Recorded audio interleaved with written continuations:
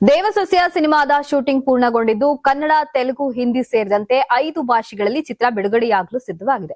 ಅನಂತ films banner ಮೂಲಕ ನಿರ್ಮಾಪಕ Ananthamurthy M Hegde ಈ ಚಿತ್ರವನ್ನ ನಿರ್ಮಿಸುತ್ತಿದ್ದಾರೆ.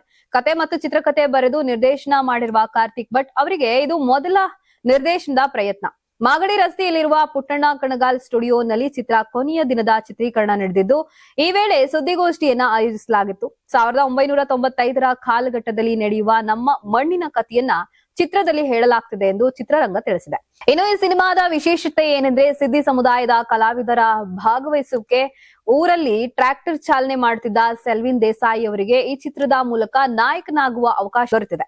2 ವರ್ಷಗಳ ತರಬೇತಿ ಪಡೆದು ಅವರು ಅಭಿನಯಿಸುತ್ತಿದ್ದಾರೆ. ರಂಗಭೂಮಿ ಹಿನ್ನೆಲೆಯ ಆಹಾನ್ ಗೌಡ ಮತ್ತು ಬಿಂಬಿಕಾ ಜೆ ರಾವ್ ಪ್ರಮುಖ ಪಾತ್ರಗಳಲ್ಲಿ ಕಾಣಿಸಿಕೊಳ್ಳಲಿದ್ದು, 150ಕ್ಕೂ ಹೆಚ್ಚು ಸಿದ್ದಿ ಕಲಾವಿದರು ಚಿತ್ರದಲ್ಲಿ ನಟಿಸುತ್ತಿರುವುದು ಗಮನಾರ್ಹ. ಜೊತೆಗೆ ಪ್ರಕಾಶ್ ಬೆಳವಾಡಿ, ಪ್ರಮೋದ್ ಶೆಟ್ಟಿ, ಅಯ್ಯಪ್ಪ ಶರ್ಮಾ, ರವಿ ಮೊರೂರು, ಮಂಜುನಾಥ್ ಹೆಗಡೆ ಹಾಗೂ ಗೀತಾ ಸಿದ್ದಿ ಮುಂತಾದವರು ಈ ಪಾತ್ರದಲ್ಲಿ ಅಭಿನಯಿಸ್ತಾ ಇದ್ದಾರೆ.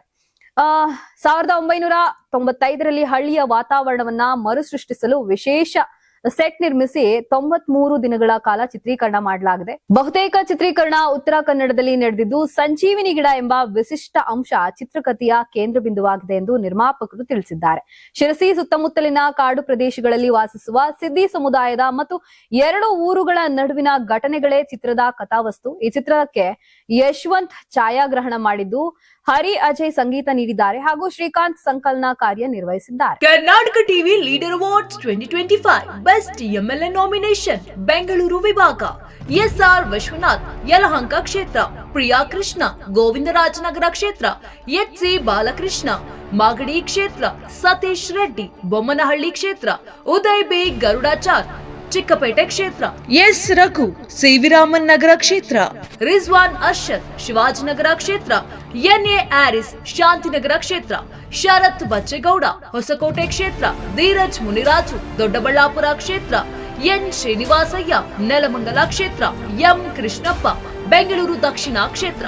ಕರ್ನಾಟಕ ಟಿವಿ ವಾಟ್ಸ್ಆಪ್ ಚಾನೆಲ್ ಮೂಲಕ ವೋಟ್ ಮಾಡಿ ಹಾಗೂ ಇವರಲ್ಲಿ ಬೆಸ್ಟ್ ಎಂಎಲ್ಎ ಯಾರು ಕಮೆಂಟ್ ಮಾಡಿ. ನೀವು ಸಣ್ಣ ಆಗ್ಬೇಕಲ್ವಾ? ಅದು ಒಂದು ಉತ್ತಮ ಆಹಾರದಿಂದ ಸಣ್ಣ ಆಗ್ಬೇಕಲ್ವಾ? ಪ್ರತಿದಿನ ನಮ್ಮ ಜೀನಿ ಸ್ಲಿಮ್ ನ ಯೂಸ್ ಮಾಡಿ ಯಾವುದೇ ಸೈಡ್ ಎಫೆಕ್ಟ್ ಇಲ್ದಂಗೆ ನೀವು ಸಣ್ಣ ಆಗ್ತೀರಾ.